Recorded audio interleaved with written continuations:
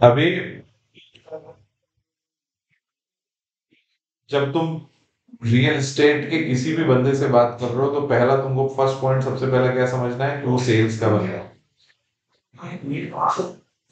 ये टूल किससे चाहिए? सेल्स का टूल है। यस ठीक है, और किसको कौन यूज करने वाला है? अगर हम सीआरएम की बात कर रहे हैं तो सेल्स का ही आदमी काम करने वाला है। यस सेल्स के आदमी के लिए क्या क्या फैक्टर इंपॉर्टेंट होते हैं? सेल्स के आदमी को मैंने तुमको हायर क्यों किया? क्यों किया? सेल्स सेल्स करने के लिए। अब तुम सेल्स कैसे करोगे? और B2B बिजनेस टू बिजनेस मिलके B2B बिजनेस में सेल्स करने के लिए पहले तुम क्या करोगे? लीड लीड जनरेट जनरेट करोगे। लीड जनरेट करने के बाद क्या करोगे? लीड को कांटेक्ट करोगे। जब कांटेक्ट करोगे तो क्वालिफाई करोगे। जब क्वालिफाई करोगे तो उसको कोई चीज शेयर करोगे। जब कुछ शेयर करोगे फिर उसके बाद उसका फीडबैक लोगे। फीडबैक लेने के बाद अगेन उसको फॉलो अप करोगे। और ये सारी एक्टिविटी करते करते कुछ ऐसी चीजें होंगी जिनके लेवल पे डेमो करोगे, उनको अच्छा लगेगा तो उनको प्रपोजल शेयर करोगे, प्रपोजल शेयर करोगे, फिर फॉलो अप लोगे, फिर फॉलो अप लोगे, तो फिर नेगोशिएट करोगे। और नेगोशिएट करते करते करते एंड में क्लोजर करोगे। ये पूरे काम में, ये पूरे प्रोसेस में फोकस और एजेंडा क्या है? सेल्स। सेल्स और डिपेंडेंसी किसके किसके ऊपर है? बहुत सारी चीजों के ऊपर है, राइट? टीम के हर इंडिविजुअल के बेसिस पे हमने टीम बना दी। हर टीम के बंदे का रोल अलग है। उस रोल में उसकी उसके ऊपर रिस्पॉन्सिबिलिटी अलग है, राइट? जिसका काम लीड क्रिएट करना है, जनरेट करना है, उसका काम उसका उसका है कि वो अच्छी लीड लाके दे। जिसको लीड मिल गई उसका काम है कि वह उसको अच्छे से पिच करे, उसको अच्छे से अपना सॉल्यूशन बताए। अच्छे से सॉल्यूशन अच्छा लग गया तो फिर उसका प्राइसिंग भी अंडरस्टैंड करे, उसका पेन प्रॉब्लम अंडरस्टैंड करे, उसको अच्छे से शोकेस करे। फिर जो उसके जो बेसिक चीजें उनको अपडेट करके आगे लेके जाए। तो हर स्टेज में चाहिए क्या? चाहिए यही चीज कि भाई उनके सारे जो डिपेंडेंसीज हैं, जो क्वालिफिकेशंस हैं, जो उनकी रिक्वायरमेंट है, उनको हम फुलफिल करें, राइट? राइट। सेम वे अब जब हमने बिल्डर्स को बिल्ड किया तो हमारा फोकस किसके ऊपर था? रियल एस्टेट के ऊपर था। रियल एस्टेट के यूजर्स के ऊपर था। रियल एस्टेट के यूजर्स में प्रोडक्ट किसका है? डेवलपर का है, या एक प्रॉपर्टी है, या एक फ्लैट है, राइट? जस्ट बिकॉज कि हमारे कस्टमर, हमारा तो B2B बिजनेस है, हमारे कस्टमर का बिजनेस क्या है? B2C। B2C business to customer. जो रियल एस्टेट के यूजर्स हैं, जो हमारे कस्टमर हैं, जिनको हम टेक्नोलॉजी दे रहे हैं, उनका बिजनेस मॉडल क्या है? B2C। B2C में क्वांटम बड़ा हो जाता है। हमारे कस्टमर कितने? 5,000, 10,000, 20,000, उनके लाख, करोड़, राइट? एंटायर भारत की, इंडिया की पॉपुलेशन है 140 करोड़। 140 करोड़ से 40 करोड़ लोगों को अगर खरीदना है तो 40 crore is a quantum, right? Is a big quantum. तो वहां पे प्रॉपर टूल्स की नीड हो जाती है, राइट? अब कस्टमर को विजुलाइज करो। कोई एक कस्टमर है, राइट? वो रियल एस्टेट का कस्टमर है, माने पहला तो जो प्रोडक्ट बेच रहा है उसका टिकट साइज बड़ा है, राइट? बड़े टिकट साइज की जब लीड जनरेट कर रहा हूं तो वो भी कॉस्ट आएगा।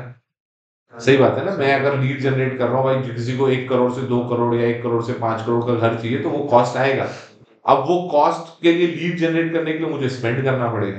तो आज की डेट में जो मार्केट है उसमें 99 एकड़ हो गया, मैजिक ब्रिक हो गया, हाउसिंग हो गया, ये सारे जगह पे वो लोग पैसे देते हैं। मतलब मंथली या क्वार्टरली 5 लाख 10 लाख रुपए उनको देते हैं। जब वो उनको 10 लाख देते हैं तो उनको क्वालिटी लीड आके मिलती है। तो जो लीड मिलती है फिर उस लीड के ऊपर काम करना है।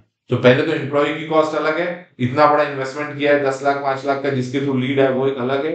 और अब जब लीड मिलना चालू होती है, जब मैं उस लीड के ऊपर काम करना चालू करता हूँ, तो वहां पे डिपेंडेंसी होती है कि मेरा आदमी कैसे काम कर रहा है, लीड खराब तो नहीं हुई। और लीड बहुत आती है, क्यों? क्वांटम बढ़ा है, राइट? तो अब मुझे चाहिए कि मेरी टीम जो भी लीड है उससे प्रॉपर, ठीक है, तो वो बात करे। तो अब डिपेंडेंट है, अब डिपेंडेंसी है, उसने बात की कि नहीं? अच्छा, अब उनको क्या क्या मॉड्यूल इंपॉर्टेंट है? जब लीड आए तो प्रोजेक्ट वाइज या लोकेशन वाइज या team wise automatically real time में लीड आके मेरे टीम को डिस्ट्रीब्यूट हो जाए। तो ये सारे फीचर्स वहां पे हम इंटीग्रेशन और डिस्ट्रीब्यूशन का जो वर्कफ्लो है वहां पे हम उसको बता रहे। लीड आ गई, जिसको असाइन हो गई उसको ऑटोमेटेड रिमाइंडर चले जाए। जैसे लीड सिस्टम में वैसे ही ऑटोमेटेड एक एसएमएस, व्हाट्सएप, ईमेल चला जाए, ताकि कस्टमर को किसी को भेजने का जरूरत नहीं है, ऑटोमेटेड हो गया। आदमी के ऊपर डिपेंडेंसी नहीं है, वो चीज कैसे चली गई? ऑटोमेशन के थ्रू चली गई। फिर लीड आ गई सिस्टम में, फिर आप उसका क्लिक करोगे ऐप पे, उसका व्यू देख सकते हो। आपको व्हाट्सएप करना है तो सिंगल क्लिक से कर सकते हो, आपको कॉल करना है तो सिंगल क्लिक से कर सकते हो, आपको किसी को ट्रांसफर करना है तो सिंगल क्लिक से कर सकते हो। और कॉल होने के बाद फिर आप अपना नेक्स्ट फॉलोअप या फिर जो कन्वर्सेशन हुआ उसका पॉइंट सबमिट करके अपडेट कर सकते हो। तो आप जितने बार जो भी एक्टिविटी ऐप में करोगे या सिस्टम में करोगे वो सारी चीज सिस्टम में ही स्टोर रहेगी, राइट। और उसके बाद अब आपने अलग अलग एक्टिविटीज की तो आप फ्यूचर के टास्क बना दिए, तो अब आपको ये भी आ जाएगा मैंने कल के लिए कितने टास्क बनाए थे, उनमें से मैंने कितने कंप्लीट किए, उनमें से मेरे कितने पेंडिंग है, पहले के कितने पेंडिंग है, से आपका कोई भी पॉइंट छूटेगा। ठीक है, फिर अब जब आप कॉल कर रहे हो तो हम ये भी चेक कर ले रहे हैं कि आपके ऐप में कितने कॉल हुए, आपने कितने फोन किए, कितने फोन कनेक्ट हुए, कितने फोन डिस्कनेक्ट हुए। तो इवन आपकी टीम का लोकेशन क्या है, कौन से लोकेशन पे है, राइट। कुछ इन्वेंट्री शेयर करनी है, प्रोजेक्ट का डिटेल शेयर करना है, प्रॉपर्टी का डिटेल शेयर करना है, तो वो भी हमने डिटेल में किया हुआ है। तो अगर समझो कोई बंदा है रेंटल का, तो बोलता है सर मुझे इस बिल्डिंग में ऑफिस चाहिए, तो वो क्या करेगा, वो भेजेगा, कंफ्यूज होगा। यहाँ पे क्या है, 2 फिल्टर मारे, जितने भी उस प्रोजेक्ट से रिलेटेड मेरे पास प्रोजेक्ट प्रॉपर्टी थी मैंने सेलेक्ट कर लिया, डायरेक्टली शेयर कर दिया। तो इस सॉफ्टवेयर का मेजर फोकस क्या है, पहले तो हमारे कस्टमर का प्रोडक्टिविटी और सेल्स बढ़ा के देना। सेकंड, टीम परफॉर्मेंस को विजिबिलिटी देना कि टीम किधर कैसे परफॉर्म कर रही है, प्रॉपर परफॉर्म कर रही है कि नहीं कर रही है, कुछ लूप होल्स है तो उनको फिक्स करके देना। थर्ड, ऑटोमेशन, एंड कस्टमर को हर चीजें ऑटोमेटेड मैनर में, सिंप्लीफाई मैनर में काम करके देना। तो ये सारी चीजें हमारा सिस्टम कर रहा होता है। अब इसके अंदर लीड मैनेजमेंट भी आता है, इसके अंदर टास्क मैनेजमेंट भी आता है, इसके अंदर इन्वेंट्री मैनेजमेंट भी आता है, इसके अंदर रिपोर्टिंग भी आता है, इसके अंदर ट्रैकिंग भी आता है, इसके अंदर कम्युनिकेशन ऑटोमेशन भी आता है, इसके अंदर मार्केटिंग ऑटोमेशन भी आता है, राइट। ये सारे मॉड्यूल ऑफ पर्टिकुलर आती हैं, अटेंडेंस आता है, ये सारे मॉड्यूल्स और फीचर्स भी इसके अंदर आते हैं। और ये वेब एप्लीकेशन में भी अवेलेबल है, हमारा एंड्रॉइड फोन में भी अवेलेबल है, हमारा आईफोन में भी अवेलेबल है। तो ऐसे करके हमारा एक सिस्टम यहाँ पे अवेलेबल है जो हम एंड टू एंड कस्टमर को देते हैं। अब यही चीज हमें हर कस्टमर को समझानी होती है। इसके अलावा अगर उसकी कोई डाउट है तो उसको शो करके बताना होता है, सर देखिए ये वाला मॉड्यूल ऐसे काम करता है, ये वाला मॉड्यूल ऐसे काम करता है, ये वाला मॉड्यूल ऐसे काम करता है।